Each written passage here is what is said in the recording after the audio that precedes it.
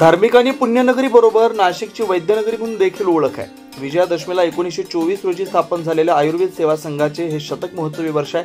आयुर्वेद सेवा संघाने औषधी भवन, आयुर्वेद महाविद्यालय, आरोग्य शाळा, रुग्णालय यामार्फत रुग्णांना आजवर अनेक दर्जेदार वैद्यकीय सेवा दिल्यात.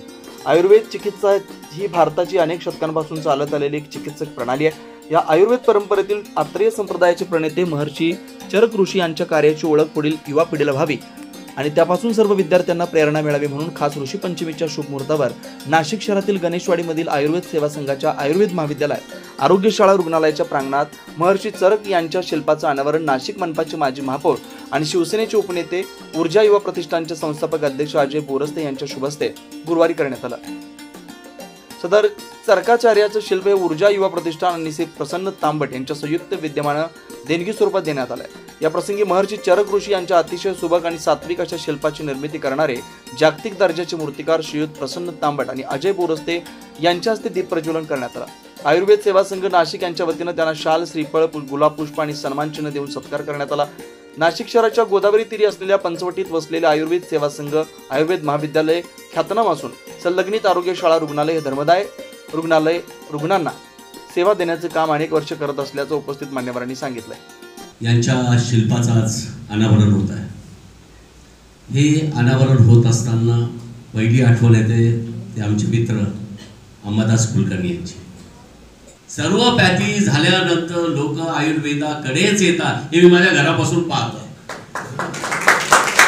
त्यामुळे कितीही म्हणताना पृथ्वी गोल आहे तर ती आहेच आणि लोक आपल्याकडेच येतात. प्रूव्हन एकच गोष्ट आहे ती म्हणजे आयुर्वेद, त्याला काही पर्याय नाही. की हे शिल्प सुद्धा एक आयडेंटिटी होणार, एक लँडमार्क होणार. मला असं वाटतं की आयुर्वेद सेवा संघ ही आपल्या शहराची एक ॲसेट आहे. या ॲसेटला आपण लोकांपर्यंत आणलं पाहिजे. आपल्या शहरात इतकं सुंदर आयुर्वेद महाविद्यालय आहे, पण नुसतंच नाही आहे तर तुम्ही ते सगळं कल्चर जपलं आहे. कुठेही असा भंपकपणा नाही आहे. त्यामुळे मी पण आयुर्वेद सेवा संघाला एक परिवार मानतो. एक कार्यकर्ता म्हणून माझ्या जोगतं काही काम असेल तर आपण हक्कानं सांगा. पुनश्च एकदा एक चांगली संधी तुम्ही मला आणि प्रसन्नाला आयुर्वेद महाविद्यालयात करून दिली. कधी इकडे येऊ तर आम्हाला आठवण येईल, आमच्या मित्राची येईल. त्यामुळे पुनश्च एकदा धन्यवाद. जय हिंद, जय महाराष्ट्र. शुभ दिवशी, ऋषीपंचमीच्या दिवशी एका भारतीय संस्कृतीतल्या थोर ऋषींना मानवंदना देण्यासाठी आणि स्वतः त्याच्यासाठी काही समर्पण करून आपल्यामध्ये उपस्थित असणारे माननीय अजयजी बोरस्ते, तसेच नाशिकमधले प्रसिद्ध शिल्पकार श्री प्रसन्नाजी तांबट आणि त्यांच्या समवेत असणारे आमचे सर्व नियामक मंडळ सदस्य, प्रिन्सिपाल, वाईस प्रिन्सिपाल, सर्व मंडळी. सगळा कार्यक्रम तुम्ही ऐकताय, बघताय, तुमच्या लक्षात आलं असेल. काही जण चित्रकला उत्तम काढत असतात, काही जण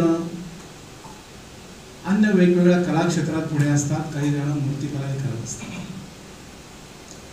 पण मूर्तिकला करता करता सुद्धा सामाजिक भान ठेवून समाजासाठी काही ना काहीतरी आपण केलं पाहिजे आणि आपण जे काय करू त्याच्यातून काहीतरी संदेश समाजाला मिळाला पाहिजे असा दृष्टिकोन ठेवून काम करणारे मोजकेच लोक असतात. त्याच्यापैकी अभिमानाची गोष्ट आपले श्री प्रसन्नाजी तांबट आज आपल्यामध्ये आहेत. त्यांचं आपण परत एकदा मनपूर्वक. आज या आयुर्वेद सेवा संघाच्या प्रांगणामध्ये ऋषीपंचमीच्या दिवशी चरक संहिता लिहिणारे चरक संहितेचे जे प्रणेते चरक ऋषींचा पुतळ्याचं अनावरण माझे मित्र अजय बोरस्ते यांच्या हस्ते आज इथे झालं.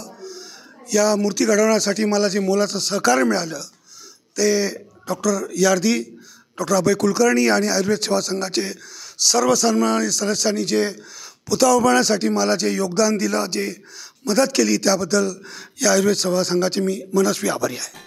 कार्यक्रमाचं सूत्रसंचालन डॉक्टर सुचिता पांडे यांनी केलं तर आभार प्रदर्शन रुग्णालयाचे अधीक्षक वैद्य पंकज दीक्षित यांनी केलं. याप्रसंगी कार्यक्रमाचे अध्यक्ष वैद्य आशुतोष यार्दी, सचिव वैद्य अभय कुलकर्णी, ॲडव्होकेट विनयराज तळेकर, डॉक्टर विजय खोकरे, डॉक्टर एकनाथ कुलकर्णी, वैद्य हरीश गरके, प्राचार्य वैद्य शिशिर पांडे, प्रसाद पंडित यांच्यासह आयुर्वेद महाविद्यालयाचे विद्यार्थी, विद्यार्थिनी आणि आयुर्वेद महाविद्यालयातील अध्यापक तसेच पदाधिकारी आणि कर्मचारी मोठ्या संख्येने उपस्थित होते. 9 न्यूज महाराष्ट्रासाठी अनिल केदारी, नाशिक.